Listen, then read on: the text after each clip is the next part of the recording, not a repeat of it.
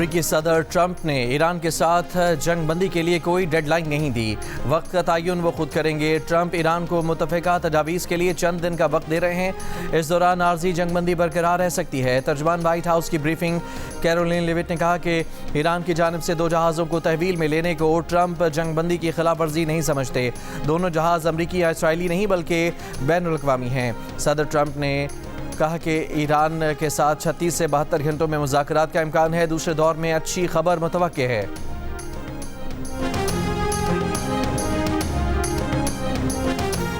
Iran ने आबना हरमज़ में 2 बहरी जहाज़ों पर कब्जे की वीडियो जारी कर दी। जहाज़ों को ईरानी साहिल पर मुंतकिल कर दिया गया।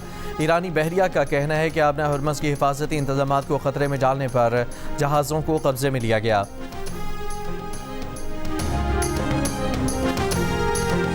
अमरीका के वज़ीर बहरिया जॉन सी फलन को अचानक ओहदे से बरतरफ कर दिया गया। फौरी इस्तीफ़ा तलब किए जाने की वजह नहीं बताई गई। हंग काओ कायम मकाम सेक्रेटरी ऑफ नेवी मुकर्रर।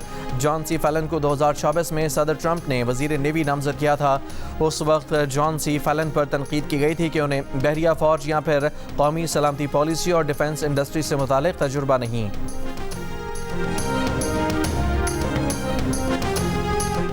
ईरान के सदर मसूद पेज़ेश्कियान ने कहा है कि ईरान ने हमेशा मुकालमे और मुआहदे का खैर मकदम किया है और अब भी करता है। हकीकी मुज़ाकरात में बुनियादी रुकावटें वादों की खिलाफ वर्जी, नाकाबंदी और धमकियां हैं। ईरानी पार्लियामेंट के स्पीकर मोहम्मद बाकर कालिबाफ ने कहा कि मुकम्मल जंग बंदी उसी सूरत काबिल कबूल है जब समंदरी नाकाबंदी ना हो।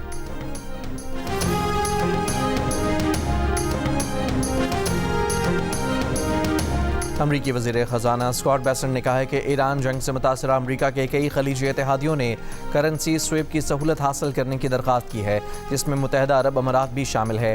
सेनेट की समाअत के दौरान स्कॉट बेसेंट ने कहा कि करेंसी स्विप का मकसद अमरीका में इत्तेहादी ममालिक के असासों के अचानक और बेहंगम फ़रोख्त को रोकना भी होता है।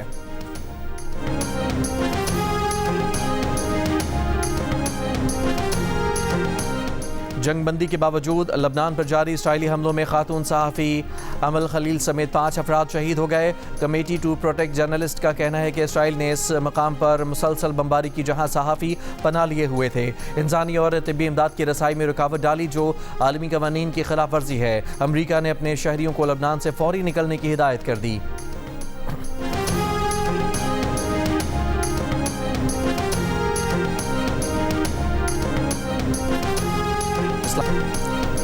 बिजली तकसीमकार कंपनियों का मेरिट ऑर्डर के खिलाफ वर्जी करते हुए नेशनल ग्रिड से बाहर छोटे पावर प्रोड्यूसर से महंगी बिजली खरीदने का इंकशाफ। वफाकी वज़ीर पावर अवैस लगारी ने मामले का नोटिस लेते हुए तहकीकात का हुक्म दे दिया। पावर डिवीज़न ने मेरिट ऑर्डर के बगैर किसी भी पावर प्लांट को चलाने पर पाबंदी आयद कर दी।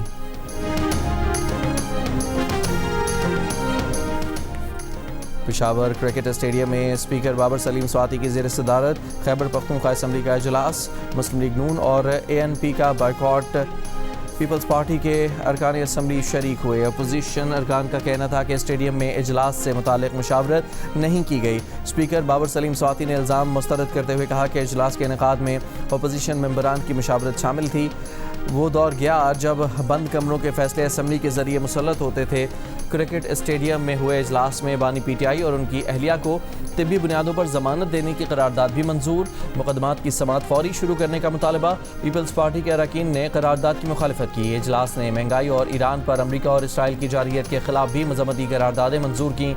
आंधी के बायस वज़ीर आला सोहेल आफरीदी को खिताब मुख्तसर करना पड़ गया। एक असम्बली मुलाजिम सर पर बोर्ड गिरने से जख्मी हो गया।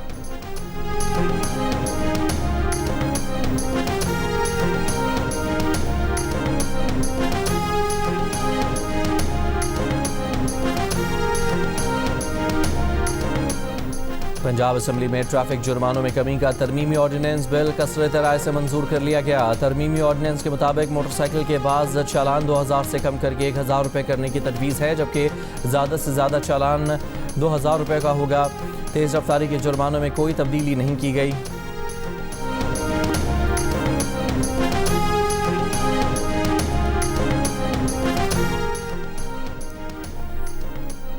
कराची के इलाके गुलिस्तान जौहर ब्लॉक 16 में बंगले में डकैती। अहले खाना को यरगमाल बनाकर डाकू 43 लाख रुपए और सोने के जेवरात लूट कर ले गए। मुकदमा दर्ज। मुलजमान काले शीशों वाली कार में आए।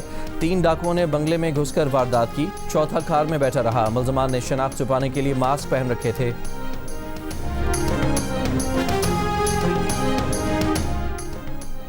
बलूचिस्तान किला सैफुल्ला में 10 करोड़ का सोना लूटने में मुलविस गिरोह का सरगना गिरफ्तार। पुलिस के मुताबिक मुलजिम ने 1.5 साल कबल पंजाब से आने वाली कोच में 2 ज्वेलर्स से सोना लूटा था। सोनार जेवरात कोयटा के ज्वेलर्स के ऑर्डर पर लेकर आ रहे थे। मुलजिम के दीगर साथियों की तलाश जारी।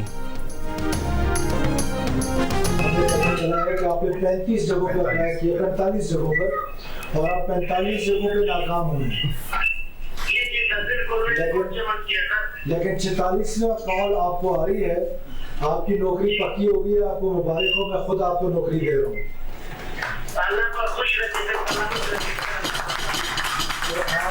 आपके वालिद साहब याद है, अम्मा भी जिंदा है, दोनों को जाके मुबारकबाद नहीं मेरी तरफ से, और उनको दुआओं की दरख्वास्त भी कर रहे थे। बलूचिस्तान के मुख्तलिफ सरकारी महकमों में मुलाजमत के लिए 45 बार दरख्वास्त देने वाले नौजवान को मुलाजमत मिल गई।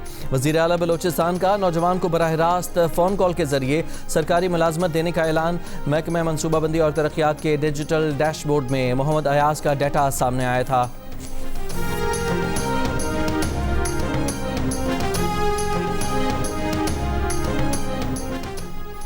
अटक रिफाइनरी के लिए खाम तेल टैंकर्स की आमदोरफ्त में आयद पाबंदी खत्म। तेल सप्लाई शुरू हो गई। रिफाइनरी हुकाम का कहना है कि जल्द पैदावार शुरू कर दी जाएगी। मुल्क के शुमाली इलाकों में फ्यूल सप्लाई में कमी का खतरा खत्म हो गया। इससे पहले खाम तेल न पहुंचने से अटक रिफाइनरी की बंदिश और जेट फ्यूल की किल्लत का खदशा पैदा हो गया था।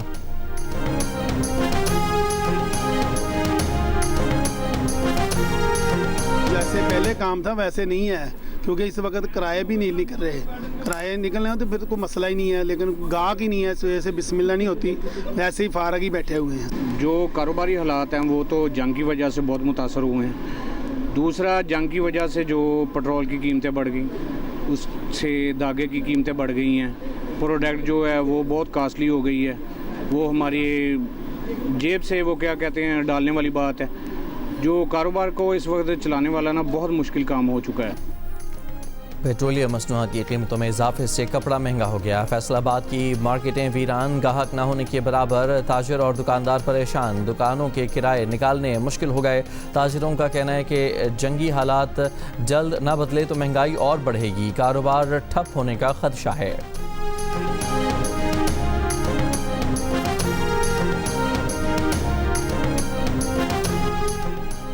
आलमी मंडी में खाम तेल की कीमतों में उतार चढ़ाव। ब्रेंट 102, WTI $93 और मर्बन $103 फी बैरल में फरोख्त हो रहे हैं।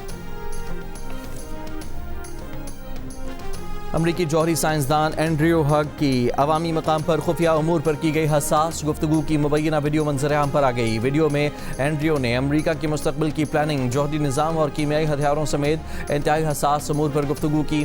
खुफिया तौर पर बनाई गई वीडियो में एंड्रयू हग ने ईरान के नए सुप्रीम लीडर को कत्ल करने के मंसूबे का जिक्र करते हुए कहा कि अगर मुश्तबा खामनाई नहीं बदलते तो हाँ, उन्हें मार दिया जाएगा। एक सवाल के जवाब में एंड्रयू कहते हैं कि अमरीका का ईरान में जौहरी हथियार इस्तेमाल करने का इरादा नहीं। एंड्रयू हग ने ईरान में अमरीकी हमलों में बच्चों की हलाकतों का भी तस्दीक की। मीडिया रिपोर्ट्स के मुताबिक इस वीडियो के सामने आने के बाद एंड्रयू हग को ओहदे से हटा दिया गया। इस सारे मामले पर अब तक पेंटागन और अमरीकी महकमा जंग का कोई रद्द-ए-अमल नहीं आया।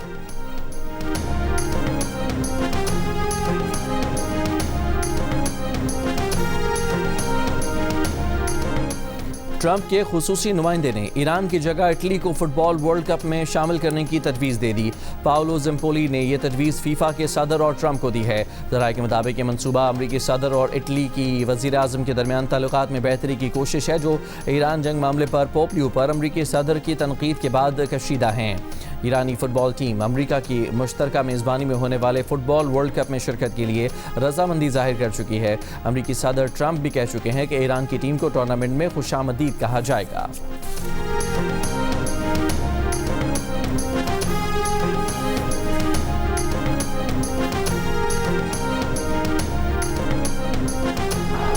इस्लामाबाद रेड जोन में वाक़ तमाम वजारतें, डिवीजन्स और दीगर वफाकी इदारे आज भी वर्क फ्राम होम करेंगे। वफाकी आईनी अदालत और इस्लामाबाद हाई कोर्ट आज बंद रहेगी। सुप्रीम कोर्ट आज महदूद अमले के साथ काम करेगी।